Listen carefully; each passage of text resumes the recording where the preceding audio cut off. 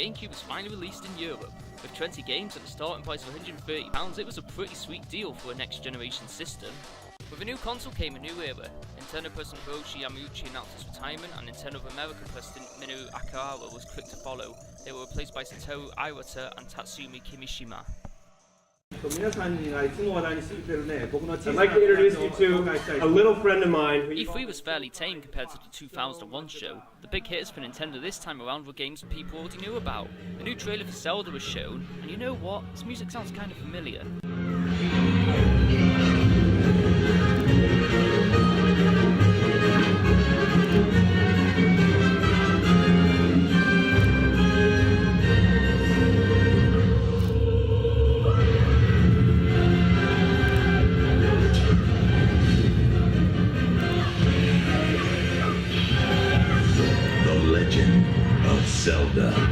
Zelda was demoed in the worst way possible when Miyamoto's translator embarrassed himself on stage by losing the item needed to progress. So if I had the bigger sword, I'd be able to break through that.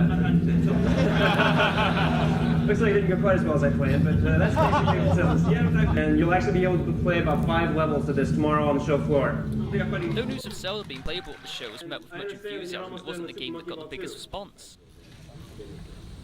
Actually, you'll be able to play it on the show floor tomorrow, so I hope everybody will check it out. Like every E3, there had to be at least one new showing, and in this case it was an F-Zero game, not for Nintendo, but Sega.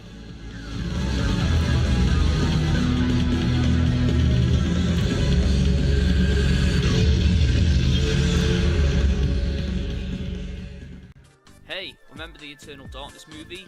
Neither do I, but at one time there was a buzz surrounding the idea. There was even a competition where amateur filmmakers could create their own Eternal Darkness mini-films. No one seems to know what happened to these films, but I'd like to see them. In more troubling news, there were rumours that Rare were ready to leave Nintendo. Rare had gone quiet on Cameo and Donkey Kong Racing, and many began to doubt whether they were coming out at all. To make matters worse, Rare's output had slowed dramatically, with early 2001 release Conker's Bad Fur Day being their last console game. By the time of its October release, Star Fox Adventures had been in development for 2.5 years. Something was up, and even Rare were leaving hints. To many, the sale to Microsoft was the beginning of the end for the company most fondly remembered as the team who kept the N64 afloat. Things got worse for Nintendo when the European Commission fined them €146 million for rigging the European games market in the 90s by keeping prices artificially high. Although many great titles found their way onto the Gamecube, there were others that were never finished or released. Let's take a moment to remember what could have been.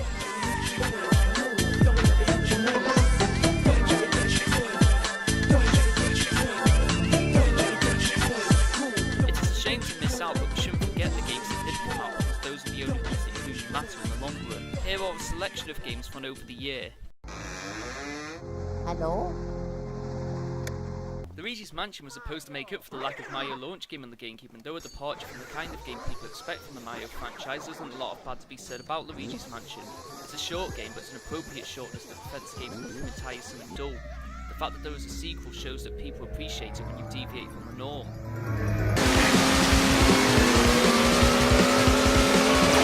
Buoys on the right. Bravely's Blue Storm is hard. Really, really hard. Blue Storm isn't instantly accessible like Bravely 64 was, and contains a learning curve that takes practice. Not as user-friendly as Bravely 64, but still a lot better than any other chess key game that has come out since.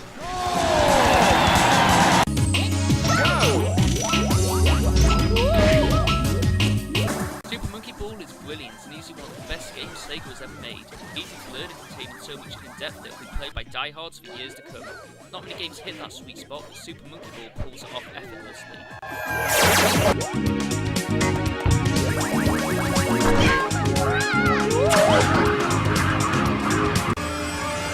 The force is strong with this one. Rogue Squadron is as perfect as you can expect a Star Wars game to be. This game represents everything that is good about Star Wars. It's hard, but the end struggle is a game that feels incredibly rewarding. This was the true killer app for the Gamecube at launch, and it's not hard to see why.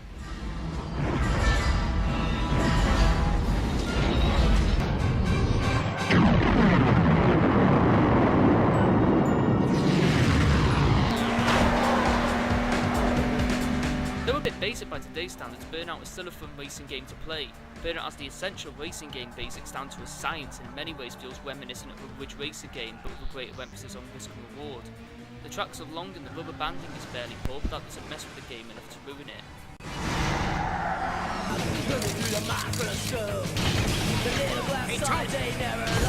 Although a straight port of the PlayStation 2 version, Tony Hawk's Pro Skater 3 was a good enough game that the half-hearted attempts to take it back to the Gamecube hardware didn't matter.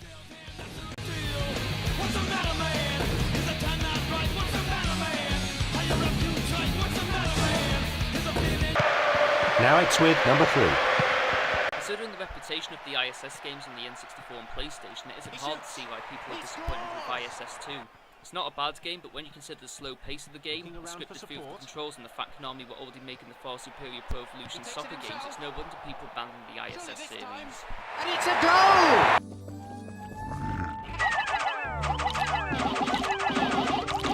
Hitman is a unique take on the real-time strategy genre that revolves around collecting objects so a stranded spaceman can go home to his family. You're guaranteed to have some micromanagement disasters controlling your army of tiny plant people as you work your way through environments that are purposely set out to hinder you as much as possible.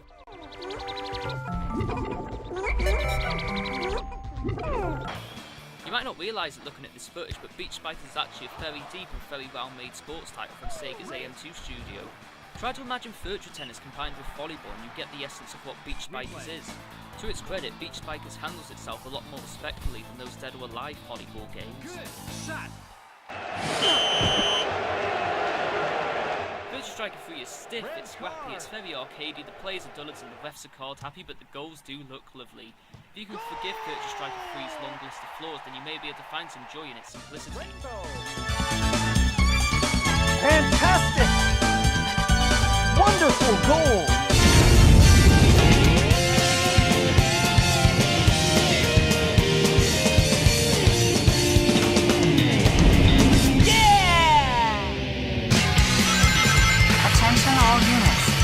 Sonic Adventure 2, you either love it or you don't.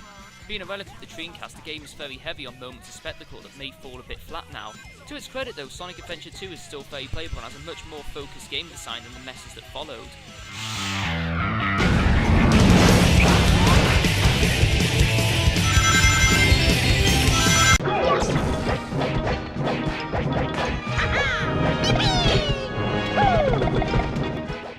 Super Smash was mainly just very little long, and behind the party game atmosphere is a very deep fighting game containing combos that will absolutely blow your mind. If you haven't played this, then do so right now.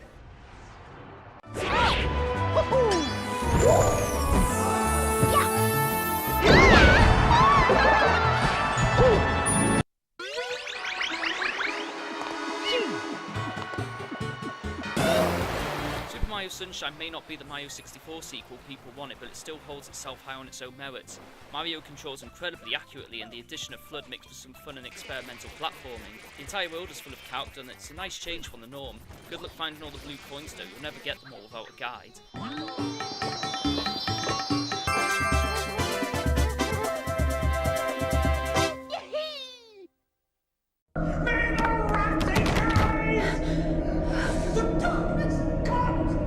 Eternal Darkness is one of those rare cases that prove horror games don't have to be about constantly trying to terrify the player.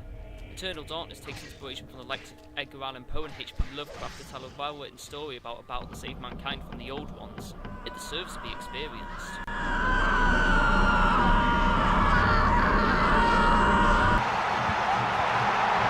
And it's there, yes! FIFA 2003, to put it simply, is the best football game you can buy on Gamecube without having to resort to importing.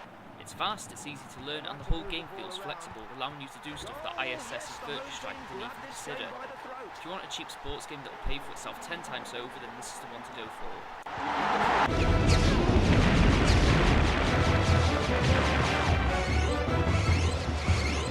Star Fox Adventures was made to the high standards people expected of Rare, but there was something incredibly ordinary about the whole game. It's a huge missed opportunity, and you end up wondering who should have the finger of blame pointed at him for squandering what started out as an incredibly promising adventure. Good, but it had the makings of a classic.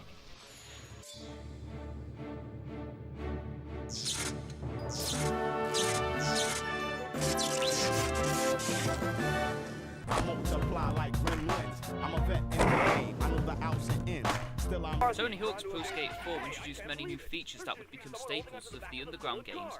Open levels with no timers, increasingly ridiculous missions, and a list of new mechanics that allowed you to pull off previously impossible combos. It used to be experts who scored over 1 million, now the game expects it from you.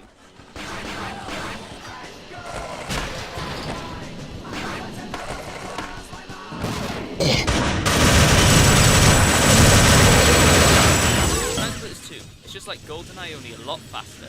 An absolutely essential game to own if you are into multiplayer shooters, and it's completely off its nut too.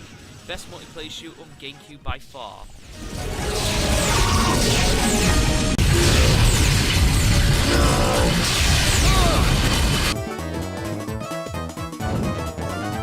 Mario Party 4 in many ways represents the worst aspects of the Mario franchise. Mario is as much as a character in this game as Mickey Mouse is in modern Disney. Nothing more than an intellectual property made to sell merchandise. The game itself is as by the numbers and as safe as you can get with a Mario game. It can be enjoyed, but even with 4 players the game feels slow.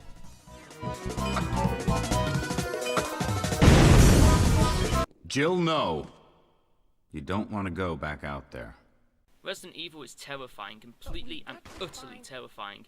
There is very little subtlety in the way the Resident Evil games present themselves. It's a very formal horror game.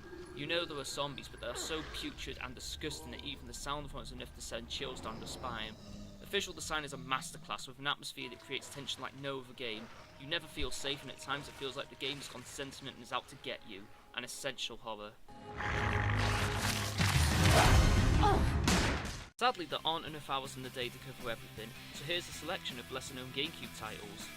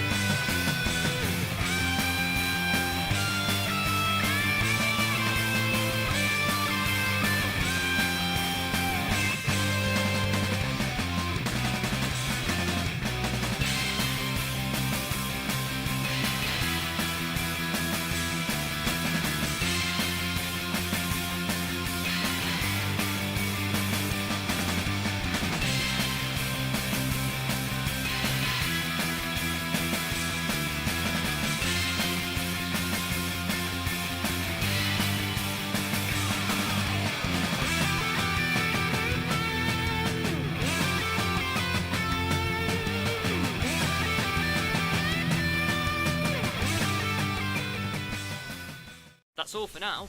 Join us next time when we look at 2003, the year the Gamecube brought out its big hits. See ya.